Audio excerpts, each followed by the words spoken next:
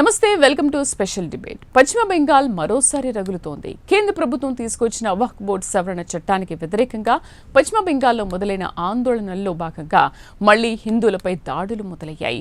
వక్ఫ్ చట్టాన్ని అడ్డం పెట్టుకుని అరాచక మూకలు రెచ్చిపోవడంతో బెంగాల్లోని ముర్షిదాబాద్, దక్షిణ 24 పరగణాలు, మాల్దా, హుగ్లీతో సహా ఇతర జిల్లాల్లో హింస చెలరేగింది. ఈ ఘటనలతో ఇప్పటి వరకు 3 ప్రాణాలు కోల్పోగా 200 మందిని పోలీసులు అరెస్ట్ చేశారు. మరోవైపు ఈ హింసపై సుప్రీంకోర్టులో పిటిషన్ దాఖలైంది. ఇలా ఉంటే వక్ఫ్ చట్టాన్ని అమలు చేయబోమని ముఖ్యమంత్రి మమతా బెనర్జీ వెల్లడించారు. దీంతో బెంగాల్లో హింసకు ఇప్పట్లో అడ్డుకట్టపడే అవకాశాలు ఉన్నాయా? అసలు ఏం జరగబోతోంది బెంగాల్లో? దీనిపైన డిస్కస్ చేద్దాం.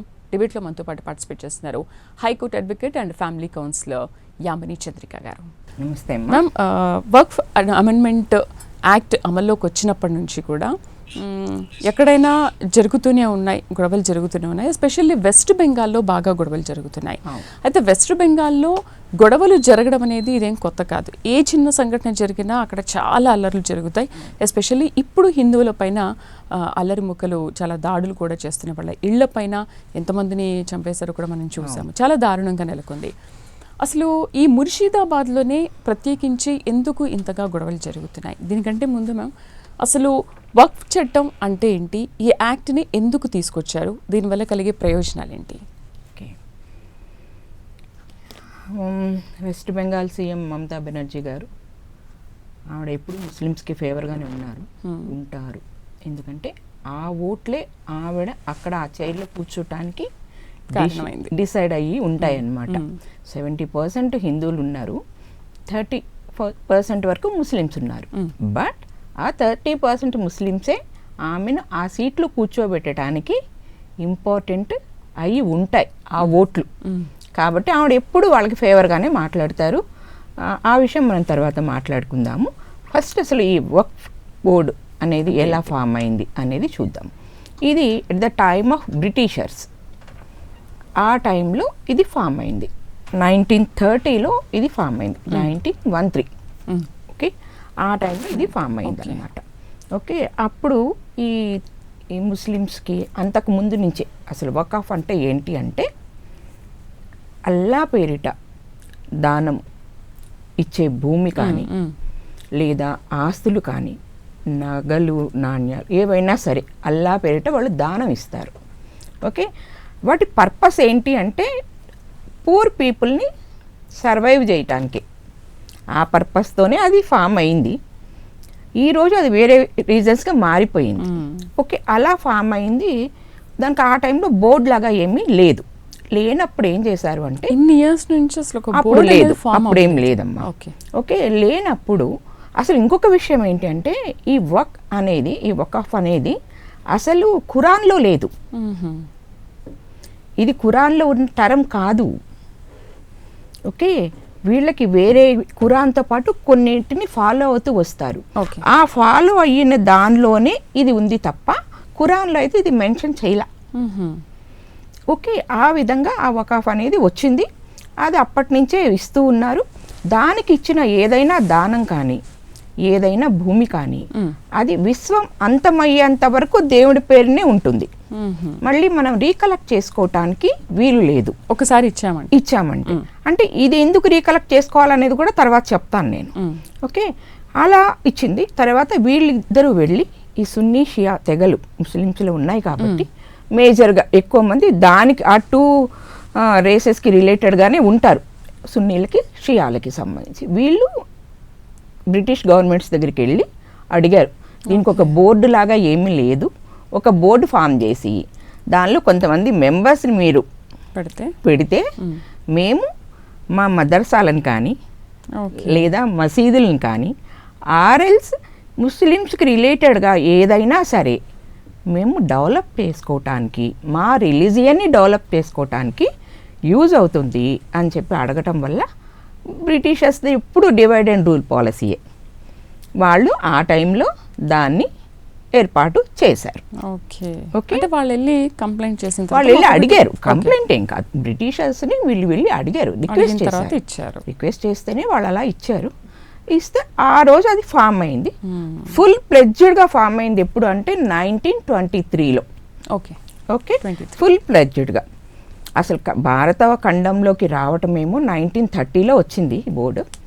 ఫుల్ ప్లెడ్జ్డ్గా ముస్లిమ్స్కి రిలేటెడ్గా ఫుల్ ప్లెడ్జ్డ్గా ఇంప్లిమెంట్ అవుతోంది మాత్రం 1923 నుంచి ఇంప్లిమెంటేషన్ అయింది. అది అప్పటి నుంచి ఈ వక్ఫ్ బోర్డులో మెంబర్స్ని కానీ ఎలక్ట్ చేసుకోవటము, ఆస్తులన్నిటినీ ఒక ఆర్డర్గా రాయటము, ఆర్డర్లో తెచ్చుకోవటం, ఇదంతా స్టార్ట్ అయింది 1923 నుంచి. ఓకే ఓకే దీనికి ఈ బోర్డు ఇంతగా ఈరోజు ఎంత అంటే ఫస్ట్ డిఫెన్స్, మన ఇండియాలో ల్యాండ్స్ కలిగింది ఫస్ట్ డిఫెన్స్కి ఎక్కువ ల్యాండ్స్ ఉన్నాయమ్మా, తర్వాత రైల్వేస్, థర్డ్ ఈ వక్ఫ్ ల్యాండ్స్, థర్డ్ లార్జెస్ట్ ల్యాండ్స్ కలిగింది ఇది. ఓకే అంతగా విస్తరించింది. ఓకే దీనికి కారణం ఎవరు అంటే కాంగ్రెస్ గవర్నమెంట్.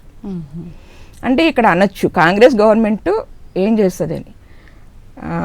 నేను ఇలా మాట్లాడటం కొంతమందికి నచ్చదు కానీ కాంగ్రెస్ అని అంటా నేను. కాంగ్రెస్ కాదు, అది కాంగ్రెసే. ఓకే వాళ్ళు ఎప్పుడు ముస్లిమ్స్కి సపోర్టే.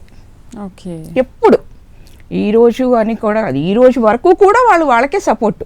హిందూస్ ఎవరైనా ఎలా అయినా పోనివ్వండి, వాళ్ళు మనకే ఓట్లేస్తారు, ముస్లిమ్స్ని మాత్రం మనం రక్షించుకుందాము అనే దానిలోనే వచ్చారు వాళ్ళు ఫస్ట్ నుంచి. వాళ్ళు తీసుకొచ్చిన బిల్స్ కొన్ని ఉన్నాయి, అవే ఈరోజు ఈ వక్ఫ్ ల్యాండ్స్ పెరగటానికి రీజన్ అన్నమాట, ఇంతలా విస్తరించడానికి. ఓకే ఇది ఏంటి అంటే మన్మోహన్ సింగ్ గారి గవర్నమెంట్ ఉన్నప్పుడు ఒక అమెండ్మెంట్ 1995 ఒక అమెండ్మెంట్ జరిగింది. అవును బాగా ప్రాచుర్యంలోకి వచ్చింది 1995 అనేది.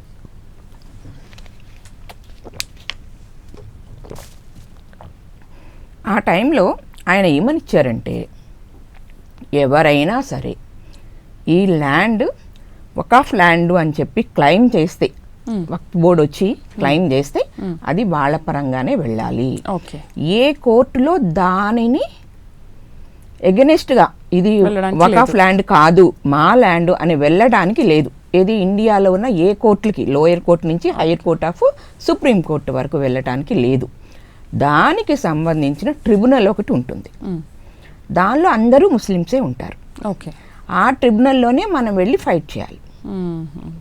ఇప్పుడు నా ఇల్లు, నీకు ఇల్లు ఉందిరా, ఒక 400 years నుంచి అందులో మీరు ఉంటున్నారు, మీ తాత వాళ్ళు అలా అందరూ ఉంటున్నారు, ఈ రోజుకి మీరు కూడా ఉంటున్నారు.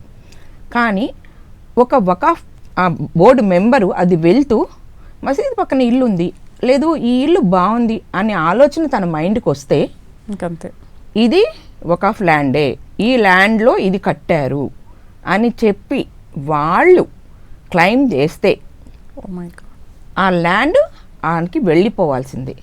నువ్వు ఇది నాదే అని క్లెయిమ్ చేసుకోవటానికి ఇండియాలో ఉన్న ఏ కోర్టుకి వెళ్ళటానికి నీకు హక్కు లేదు. డాక్యుమెంట్స్ ఒకవేళ ఉన్నా కూడా నువ్వు ఎక్కడ ఫైట్ చేయాలి అంటే ఆ వక్ఫ్ సంబంధించిన ట్రిబ్యునల్లోనే ఫైట్ చేయాలి. అక్కడ ఫైట్ చేస్తే నీకు అనుకూలంగా వస్తుందా? అక్కడ అందరూ ముస్లిమ్సే ఉంటారు, ఖచ్చితంగా వాళ్ళకే వెళ్తుంది.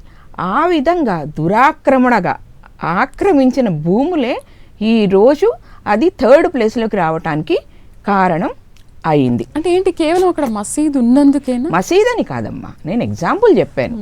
ఇప్పుడు మనకి ఇక్కడ ఒక ఏరియా ఉందిరా, వెయిట్ నేను చెప్తాను నీకు. ఇది మల్కాజ్గిరి ఉంది కదా మన ఇక్కడ హైదరాబాద్లో, మల్కాజ్గిరి కానీ హయత్ నగర్ కానీ, మల్కాజ్గిరిలో 700 ఎకరాలు అక్కడ ఆల్రెడీ నాన్ ముస్లిమ్స్ ఉంటున్నారు. అయినా సరే 700 ఎకరాలు వక్ఫ్ ల్యాండ్ అని చెప్పి వాళ్ళు క్లెయిమ్ చేస్తే ఇచ్చేసింది వాళ్ళకి గవర్నమెంట్. దానిలో ఉన్న నాన్ ముస్లిమ్స్ ఎక్కడికి వెళ్తారు అనే ఆలోచనే లేదు. అంతే కదా, అది మాది. ఇంకా హయత్ నగర్లో 300 acres, ఆల్మోస్ట్ 300 acres ల్యాండ్ ఆ విధంగానే అయింది. హైదరాబాద్లో కొన్ని కాలనీస్ మొత్తం వాళ్ళ హ్యాండ్స్లోకే వెళ్ళిపోయింది. ఆ అపార్ట్మెంట్స్ కట్టారు. ఆ అపార్ట్మెంట్స్లో ఉన్న వాళ్ళ పరిస్థితి ఏంటంటే వీళ్ళు ఆ వక్ఫ్ ట్రిబ్యునల్కే వెళ్ళాలి, అక్కడే ఫైట్ చేయాలి, అక్కడి నుంచే ఇది నాది అని నేను తెచ్చుకోవాలి. అక్కడ నాన్ ముస్లింగా వెళ్ళి నువ్వు ఏమన్నా తీసుకొచ్చుకోగలవా? Impossible thing. అది గెలవలేరు, అసలు గెలిచే ఛాన్సే లేదమ్మా. ఆ విధంగా ఫామ్ అయ్యి అలా తీసుకొచ్చారు. దీనికి మెయిన్ రీజన్ కాంగ్రెస్ గవర్నమెంట్. నేను ఇందాకే చెప్పాను 1995లో మన్మోహన్ సింగ్ గారు ఇది తీసుకొచ్చారు. ఏంటి అంటే వాళ్ళు ఏదైనా సరే ల్యాండ్ని ఇది మాది అని వాళ్ళు క్లెయిమ్ చేస్తే వాళ్ళకి ఆ ల్యాండ్ ఇవ్వాల్సిందే.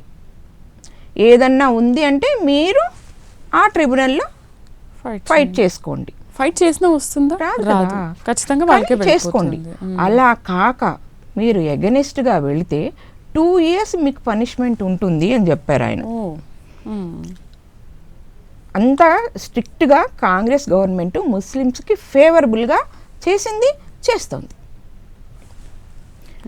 వాళ్ళకి హిందువుల ఓట్లు అవసరం లేదు అని అనుకోవాలి. ఇవంతా ఎందుకు చేస్తుందని డౌట్ వస్తే అది కూడా చెప్తాను. ముస్లిం ఓట్ల కోసమే. మైనారిటీ ఓట్లు అంటారు. మైనారిటీలు అంటే ఓన్లీ ముస్లిమ్సే ఉన్నారా?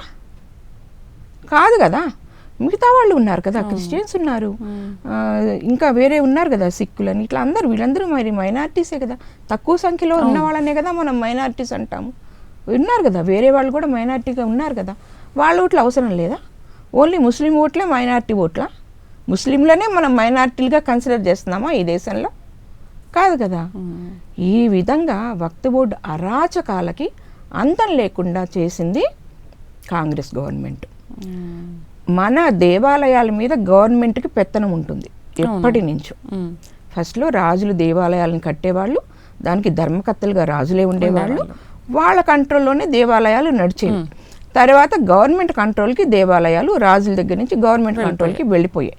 ఈ రోజుకి కూడా తిరుమల తిరుపతి దేవస్థానంలో ఏదైతే వాళ్ళ ఇన్కమ్ ఉంటుందో దానిలో ఏ గవర్నమెంట్ అన్నా రాని, అది వైఎస్ఆర్సీపీ అనా తెలుగుదేశమా ఇంకొకట అనేది ఇక్కడ నేను మాట్లాడాను. కానీ ఏ గవర్నమెంట్ వచ్చినా సరే దానిలోని నిధులని వేరే వాటికి మళ్లించకుండా లేరు. ఖచ్చితంగా దానికి ఆ నిధులు తీస్తారమ్మా. తిరుమల తిరుపతి దేవస్థానం నుంచి వచ్చే నిధుల్లో గవర్నమెంట్ తీసుకొని వాటిని నాన్ హిందూస్ డెవలప్మెంట్ కోసం వాడుతుంది. ఇప్పుడు ఆర్టికల్ 31 ఉంది మనకు. ఓకే, దానిలో అసలు ఎంత ఘోరం అంటే హిందువులు ఎవరైనా స్కూల్స్ స్టార్ట్ చేయకూడదు.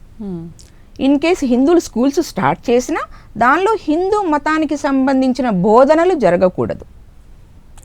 హిందూ మతానికి రిలేటెడ్గా ఏది అక్కడ జరగకూడదు.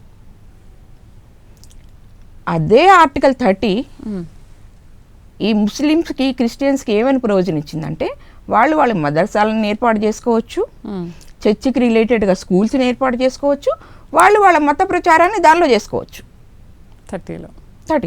కానీ మన టెంపుల్స్కి రిలేటెడ్గా స్కూల్స్ ఓపెన్ చేస్తే దానిలో మన మత ప్రచారం చెయ్యకూడదు, చేస్తే పనిష్మెంట్.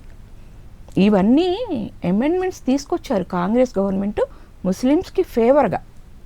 ఎన్ని చట్టాలు తీసుకొచ్చి అసలు ఎన్ని అన్యాయాలమ్మా, చెప్పుకుంటూ వెళ్తే మనకు అసలు డేస్ గడిచిపోతాయి, అంతలా చేశారు. ఇది అసలు ఈ వక్ఫ్ ల్యాండ్స్ ఎన్ని ఉండేవంటే ఒకప్పుడు 8 లక్షల కోట్లు, ఎన్ని వేల లక్షల కోట్లమ్మా, చాలా.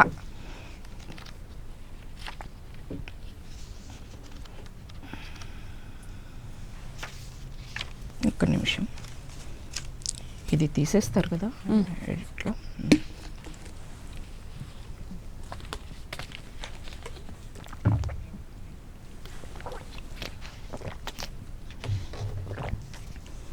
టూ 2009లో 4 లక్షల ఎకరాలు ఉండింది.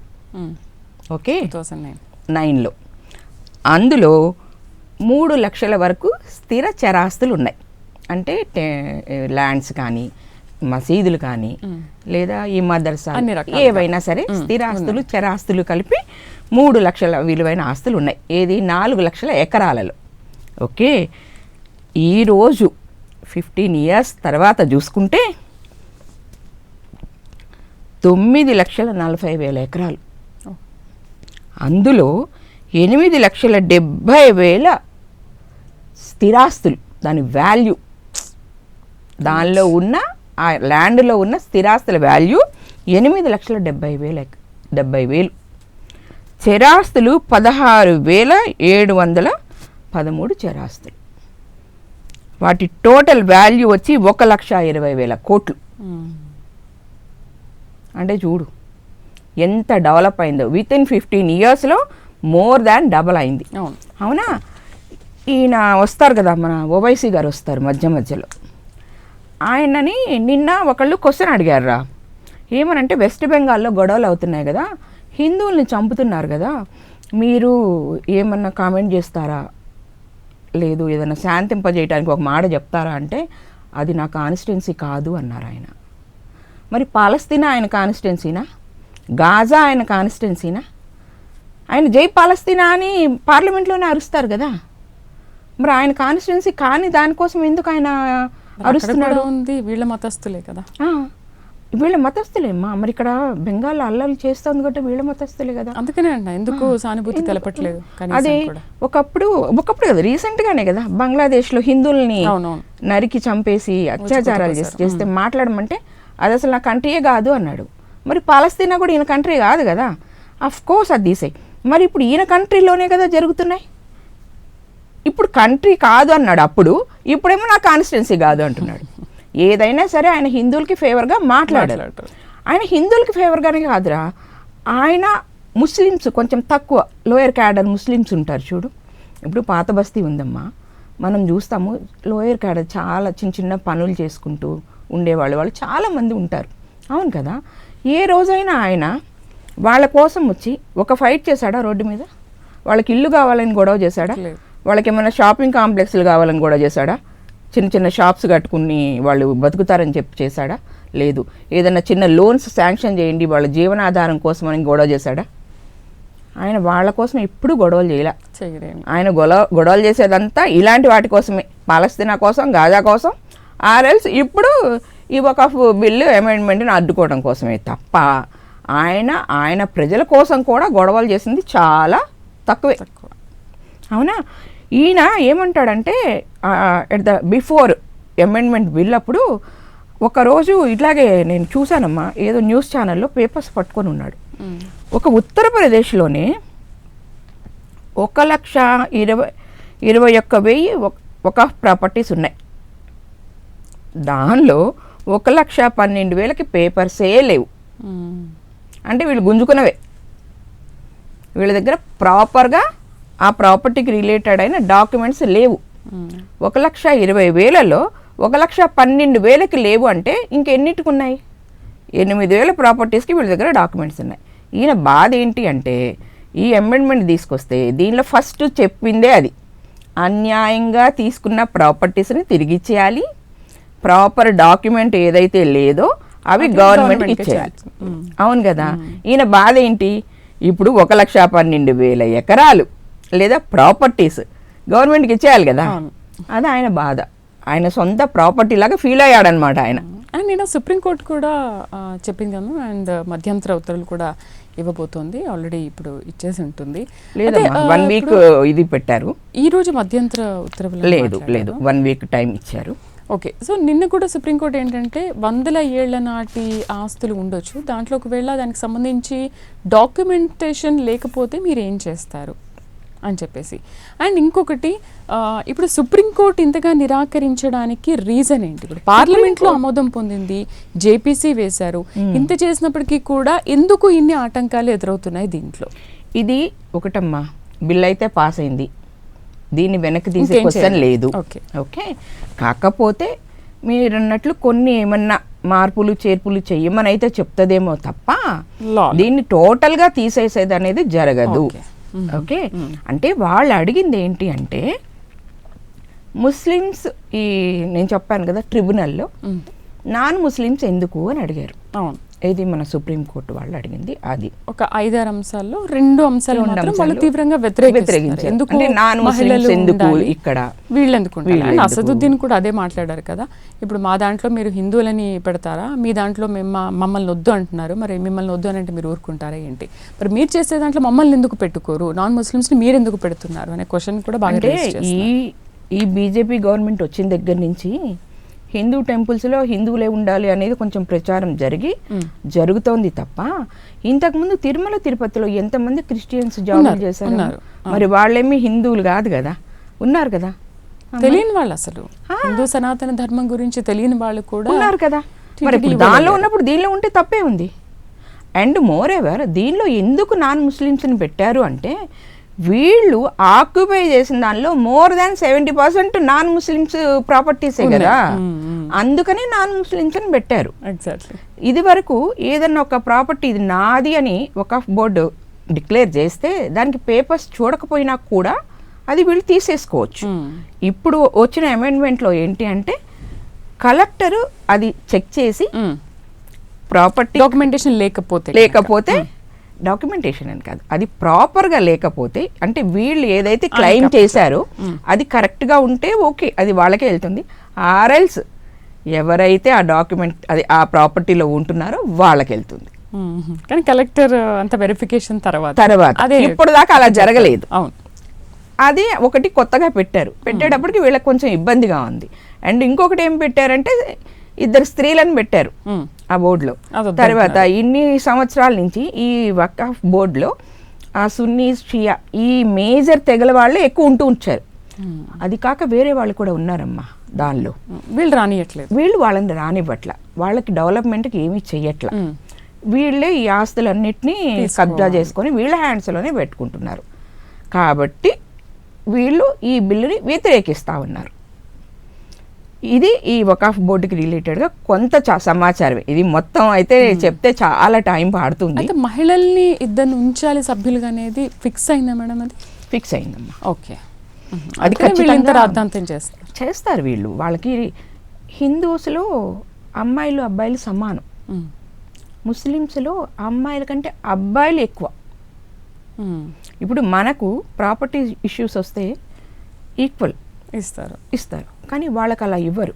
ఇంకొకటి ఏంటి అంటే ఆర్టికల్ 14లో all are equal in front of law కదా. మరి వీళ్ళు కూడా మన ఇండియాలోనే ఉన్నారు కదా, కానీ వీళ్ళకి ఆ ఆర్టికల్ కొన్నిసార్లు వర్తించదు.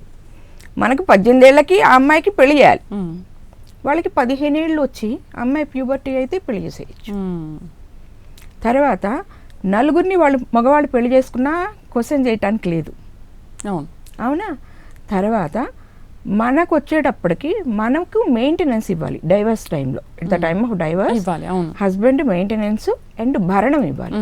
వాళ్ళకి అలా ఇవ్వాల్సిన అవసరం లేదు. తలాక్ అని చెప్పేసి విడిపోవచ్చు. అంతే, ఇంకా వాళ్ళు ఎలా బతుకుతారు మరి? అవన్నీ ఇంక వీళ్ళకి అవసరం లేదు. ఓకే, అందుకనే 3 తలాక్ను కూడా మన వాళ్ళు లిఫ్ట్ చేశారు కదా. ఇప్పుడు హస్బెండ్ వచ్చి వితౌట్ రీజన్ తలాక్ అని చెప్పి ఈవిడ కోర్టుకి వెళ్ళొచ్చు, రైట్ ఇచ్చారు కదా. అలా అంటే మరి వీళ్ళు ఈక్వల్ కాదు అనే కదా ఇక్కడ.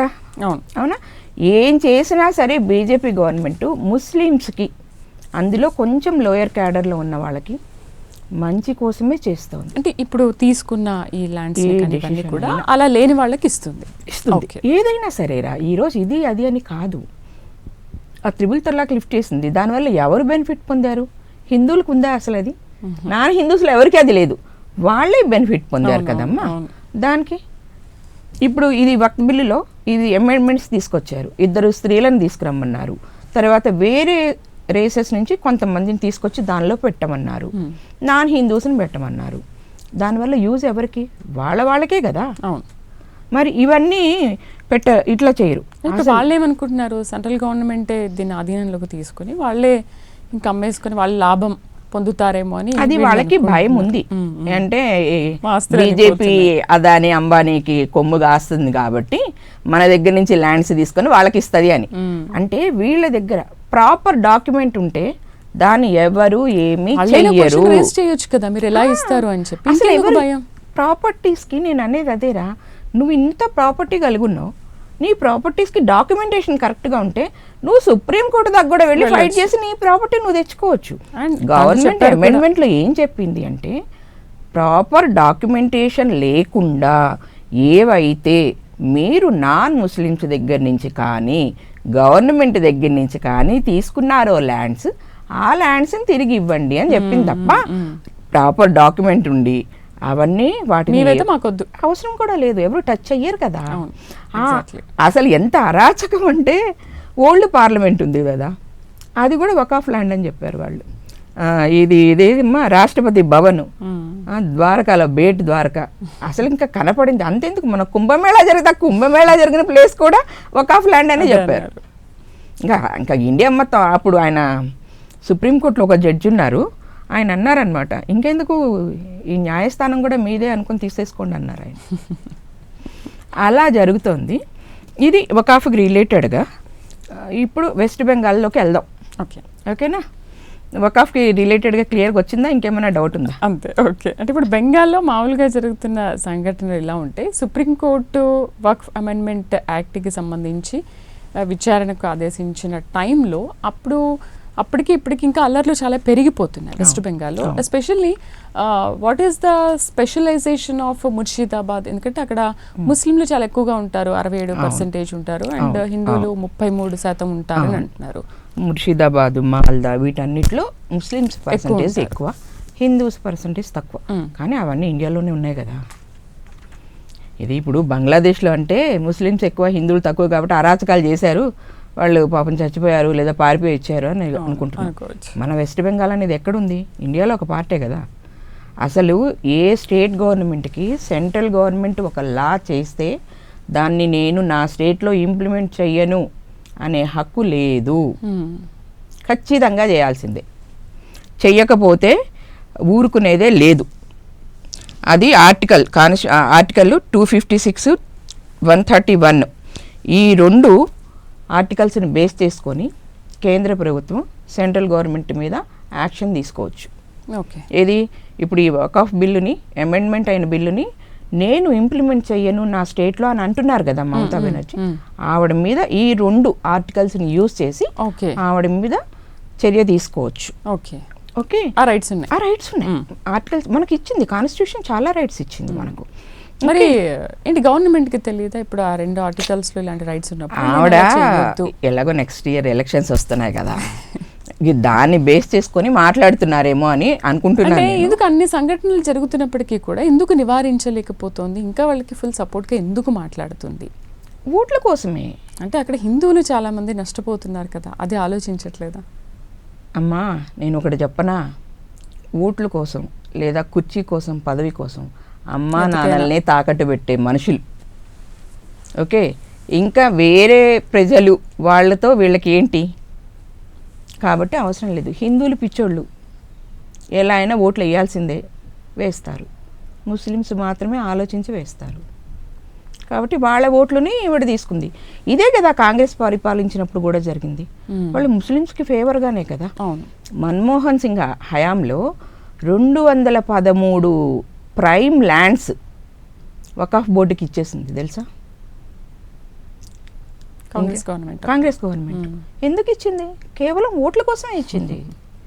లేకపోతే ఎందుకు ఇవ్వాల్సిన అవసరం ఏముంది? అందులో ప్రైమ్ ల్యాండ్స్ ఇవ్వాల్సిన అవసరం ఏముంది? అంతే. అయితే మ్యామ్ ఇప్పుడు సుప్రీంకోర్టు అందరూ వెళ్ళారు, దాదాపు 73 పిటిషన్స్ ఏమో వచ్చాయి కదా, దీన్ని వ్యతిరేకిస్తున్నారు. అయితే ఇప్పుడు ఇన్ని అల్లర్లు జరుగుతున్న నేపథ్యంలో సుప్రీంకోర్టు ఏమైనా డెసిషన్ తీసుకోవచ్చా? ఎందుకంటే మీరు చెప్పారు పార్లమెంట్లో ఆల్రెడీ ఆమోదం పొందింది కాబట్టి దీన్ని ఏం చేయాలి, కొన్ని చిన్న సవరణలు ఏమైనా సుప్రీంకోర్టు చెప్పొచ్చేమో అని. బట్ ఇప్పుడు ఈ ఉన్న అల్లర్లను బట్టి చూస్తుంటే సుప్రీంకోర్టు నుంచి ఎటువంటి తీర్పు వెలువడే అవకాశాలు ఉంటాయి? యాజ్ అడ్వకేట్గా మీరు అంటే ఈ బిల్లుని కొంతమంది అపోజ్ చేస్తూ ఫైల్ చేశారు. వాళ్ళు కొన్ని క్వశ్చన్స్ వేస్తే ఈ తుషార్ మెహతా గారు అంటే గవర్నమెంట్ తరపున చేస్తున్న ఆయన ఒక 1 వీక్ టైం అడిగారు. ప్రస్తుతానికి ఈ రోజు పొజిషన్ ఏంటంటే యాజ్ ఇట్ ఈస్ గానే ఉంటుంది, ఒక 1 వీక్ టైం ఇచ్చారు. సుప్రీంకోర్టు 1 వీక్ టైం గవర్నమెంట్కి ఇచ్చింది. ఈ లోపల వీళ్ళు ఏదైతే వాదిస్తున్నారో దానికి రిలేటెడ్గా ప్రాపర్ డాక్యుమెంటేషన్ తీసుకొచ్చి వీళ్ళు సబ్మిట్ చేయాలి. ఓకే, అంటే ఎలా అది? అంటే ఇప్పుడు వీళ్ళు చెప్పారు టెంపుల్స్లో కూడా నాన్ హిందూస్ కొన్ని చోట్ల ఉన్నారు అని, వాటికి సంబంధించిన లిస్టు. ఓకే, అట్లాంటివి కొన్ని వీళ్ళు ఏవైతే క్వశ్చన్స్ రైజ్ చేశారో అలాంటి వాటికి సంబంధించిన కొన్ని డాక్యుమెంట్స్ని సబ్మిట్ చేయమని ఒక 1 వీక్ టైము ఈ రోజు ఇచ్చింది. ఈ రోజు అయితే ఆర్గ్యుమెంట్స్ ఆగిపోయినాయి. నెక్స్ట్ 1 వీక్ తర్వాత మళ్ళీ ఆర్గ్యుమెంట్స్ స్టార్ట్ అవుతాయి. అప్పటికి ఈ తుషార్ మెహతా గారు ఈయన ఆ డాక్యుమెంట్స్ సబ్మిట్ చేశారు అంటే. కానీ ఒకటమ్మా, ఎవరు ఏం చేసినా చిన్న మార్పులే తప్ప ఈ చట్టాన్ని వానిష్ చేయటం అనేది కుదరదు. అంతే. అయితే ఈ వక్ఫ్ బిల్ అనేది దేశంలో ఉన్న ముస్లింలందరికీ వర్తించినప్పుడు ఒక్క వెస్ట్ బెంగాల్లో మాత్రమే ఎందుకు ఇంత పెద్ద ఎత్తున అల్లర్లు చెలరేగుతున్నాయంటే కేవలం ముస్లిం ఓట్ పర్సెంటేజ్ ఎక్కువ ఉంది కాబట్టి. అండ్ మోర్ ఎవర్ ఇది ఈ వెస్ట్ బెంగాల్ బంగ్లాదేశ్కి దగ్గరగా ఉంటుంది, ఐడియా ఉంటుంది కదా మనకి ఎవరికైనా. అవునా, మమతా బెనర్జీని మన సెంట్రల్ గవర్నమెంట్ కొంత ల్యాండ్ అడిగింది, 440 అదే కంచె వేద్దాము వాళ్ళకి మనకు వెస్ట్ బెంగాల్లోకి రాకుండా ఉండటానికి అని అడిగితే ఆవిడ ఇంతవరకు ల్యాండ్ ఇవ్వలే, ఆ కంచె వేయటానికి ల్యాండ్ ఇవ్వలేదు. తర్వాత ఈ రోహింగ్యాలు వీళ్ళందరూ ఎక్కువ ఉండేదే అక్కడ, వాళ్ళు అటు నుంచే వస్తారు. సైబర్ క్రైమ్స్ ఎక్కువ అవ్వడానికి కారణం వాళ్ళే. ఇండియాలో చాలా క్రైమ్ రేట్ పెరగడానికి కారణం అదే అమ్మా, వెస్ట్ బెంగాల్లో ఉన్న అది బంగ్లాదేశ్కి వెస్ట్ బెంగాల్కి మధ్యలో ఉన్న ఆ ప్లేస్ని దాటుకొని ఈజీగా ఇటు వచ్చేయచ్చు, ఇండియాలోకి వచ్చేయచ్చు దానివల్ల. ఓకే,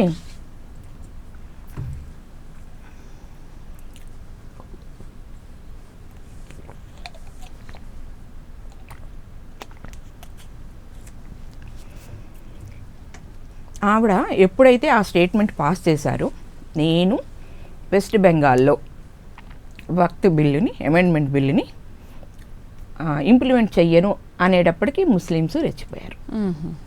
అంటే ఈవిడ దీదీ అంటారు కదా, దీదీ మాకు సపోర్ట్గా ఉన్నారు అని రెచ్చిపోయారు. అది కాక ఒక వీడియో వైరల్ అయింది, ముస్లిమ్స్ని ఏదో కొంచెం కించపరుస్తున్నట్లుగా ఉన్న వీడియో, అది ఎప్పటిదో దాన్ని ఇప్పుడు వైరల్ చేశారు.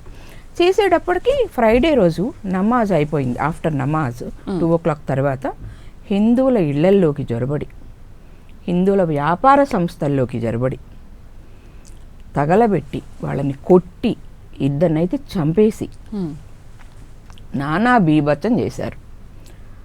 ఆ ప్లేస్లో ముర్షిదాబాద్లో 30% హిందువులు, 70% ముస్లిమ్స్.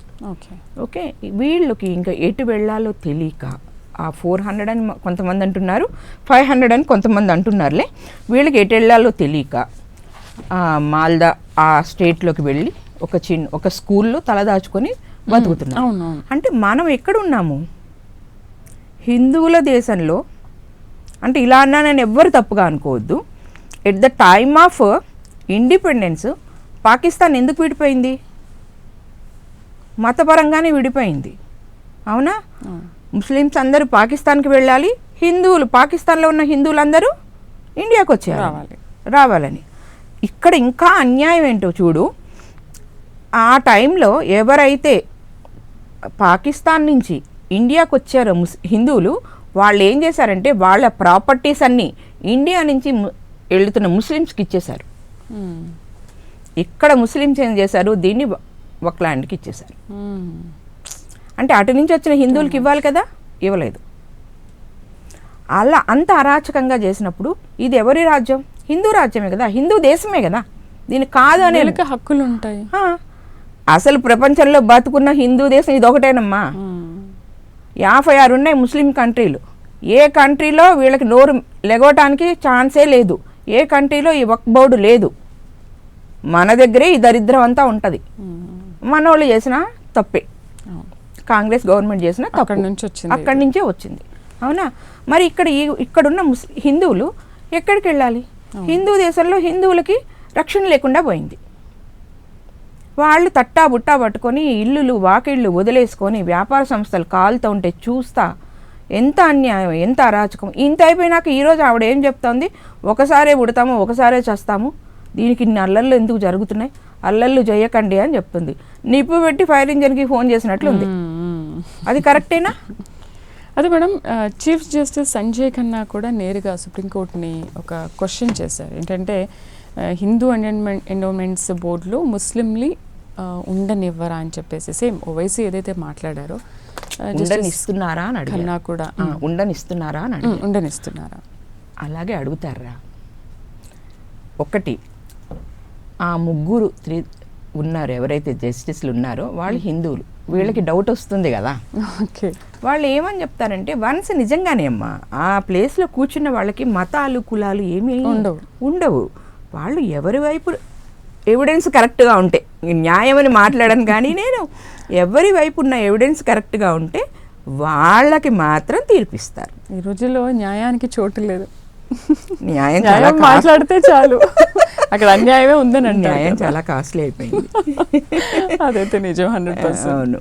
కాబట్టి ఎవిడెన్సెస్ డిపెండ్స్ అపాన్ ద ఎవిడెన్సే. ఎన్ని క్వశ్చన్లు అయినా వేయనివ్వరా, ఎవిడెన్స్ కరెక్ట్గా ఉంటే ఓకే బిల్ వెళ్ళిపోతుంది అక్కడి నుంచి, ఇంకా అసలు దానిలో డౌటే లేదు. ఇంకొక అసలు నాకు అర్థం కాని విషయం ఏంటి అంటే, రామ మందిర నిర్మాణం అప్పుడు సుప్రీంకోర్టు చాలా క్వశ్చన్స్ వేసింది. మరి ఆ క్వశ్చన్లు ఏమి వక్ఫ్ బోర్డుకి వెయ్యట్లా, అది ఎందుకా అనేది నాకు అర్థం కావట్లేదు. అఫ్ కోర్స్ నేను ఢిల్లీలోనూ ఆ సుప్రీంకోర్టులో ఉంటే నేను డెఫినెట్గా క్వశ్చన్ చేసేదాన్నేమో, కానీ అంత అవకాశం లేదు కాబట్టి ఇక్కడ మాట్లాడుతున్నాను. ఓకే, అట్లా చాలా అంటే వీళ్ళు హిందువులు, మనలో ఉన్న వీక్నెస్సే అది. హిందూ జడ్జెస్ ఇచ్చారు అని మళ్ళీ దీన్ని ఇంకొకసారి తీసుకెళ్తారా, లేదా ఆ విధంగా బ్యాడ్ ప్రాపగండా చేస్తారా అనే ఉద్దేశంతోనే నేను అనుకోవటం ఏంటంటే ఈ క్వశ్చన్స్ అన్నీ వేసుంటారు అని. లేకపోతే వాళ్ళకి తెలియని విషయాలు ఏం లేవు కదా అక్కడ. ఆ ప్లేస్లో కూర్చున్న వాళ్ళకి అన్ని విషయాలు తెలుస్తాయి. వాళ్ళు అలా అడుగుతున్నారు అంటే రీజన్ వీళ్ళ దగ్గర నుంచి ఇంకా క్లారిటీగా, ఈ తుషార్ మెహతా గారు అది గవర్నమెంట్ నుంచి ఇంకా క్లారిటీగా డాక్యుమెంటేషన్ వస్తే వాళ్ళు ఇచ్చే జడ్జిమెంట్ స్ట్రాంగ్గా ఉంటుంది, అంటే ఎవరు క్వశ్చన్ చేయకుండా ఉంటుంది అనే ఉద్దేశంతోనే ఇవన్నీ అడుగుతున్నారు అని నేను అనుకుంటున్నాను. ఎందుకంటే కేంద్రానికి అంటే దాంట్లో ఉన్న ప్రతివాదులుగా ఉన్న వాళ్ళకి కూడా నోటీసులు జారీ చేశారు కదా, అంటే ఎటువంటి నోటీసులు, దాంట్లో ఏమున్నాయని నోటీసులు జారీ చేశారు? అంటే మీరు ఏ విధంగా వక్ఫ్ బోర్డులో ఈ సవరణలు చేశారు అనా, లేకపోతే ఏంటి? అలా ఏం లేదమ్మా. నిన్న నోటీసులు ఏం కాదు, అవి నోటీసులు అనకూడదు. ఓకే, మీరు డాక్యుమెంటేషన్స్ తీసుకొని వచ్చి ప్రెజెంట్ అవ్వండి అని. ఓకే, అంతే. నోటీసులు అంటే వాళ్ళు ఏదో క్రైమ్ చేసినట్లు అట్లా కాదు. ఇప్పుడు డిఫరెంట్ డిపార్ట్మెంట్స్ ఉంటాయి. ఆ డిపార్ట్మెంట్స్ నుంచి మనకు కొన్ని ఇవి రావాలి, డాక్యుమెంట్స్ రావాలి. ఓకే, ఆ డిపార్ట్మెంట్ హెడ్స్ ఆ డాక్యుమెంట్ తీసుకొని ప్రజెంట్ అవ్వాలి. దానికోసమే వాళ్ళు నోటీసులు ఇష్యూ చేశారు, అంతే తప్ప దానిలో పెద్ద క్రైమ్స్ అట్లా ఏం లేవురా. ఇది డెఫినెట్గా వెళ్ళిపోతుంది సుప్రీంకోర్టులో హ్యాపీగా. అస్సలు అయితే అది ఒకటి నాకు తెలిసినంత వరకు నాన్ ముస్లిమ్స్ ఉంది కదా, అది తీసేస్తారు అని అనుకుంటున్నా.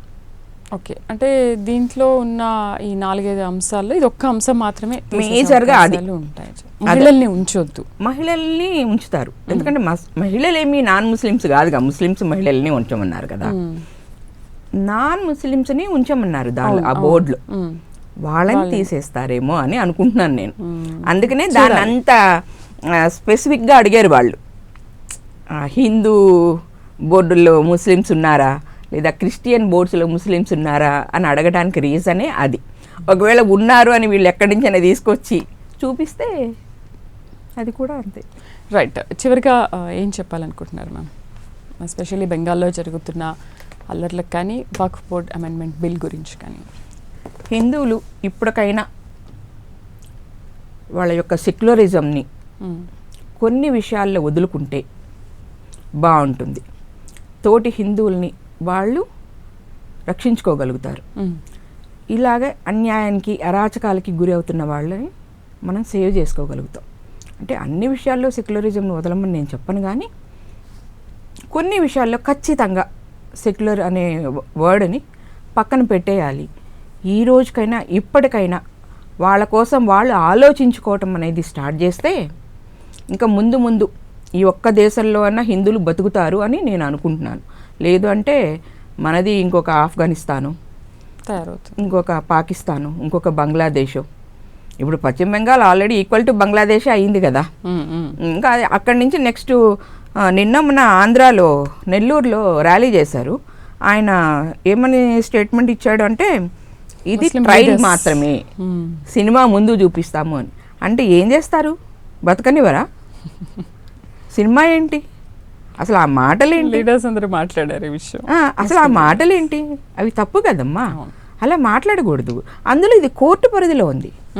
కోర్టు పరిధిలో ఉన్నప్పుడు మీరెవరు బయట మాట్లాడనే కూడదు. బయట మాట్లాడేటప్పుడు అసలు మీరు కోర్టులో ఫైలే చేయకూడదు. కోర్టు పరిధిలో ఏ విషయం ఉన్నా దానికి సంబంధించి బయట మాట్లాడనే కూడదు, అంతే. రైట్ మ్యామ్, డిబేట్లో పార్టిసిపేట్ చేసినందుకు థ్యాంక్ యూ వెరీ మచ్. ఇది వాళ్ళ స్పెషల్ డిబేట్. మరొక అంశంతో మళ్ళీ కలుద్దాం. నమస్తే.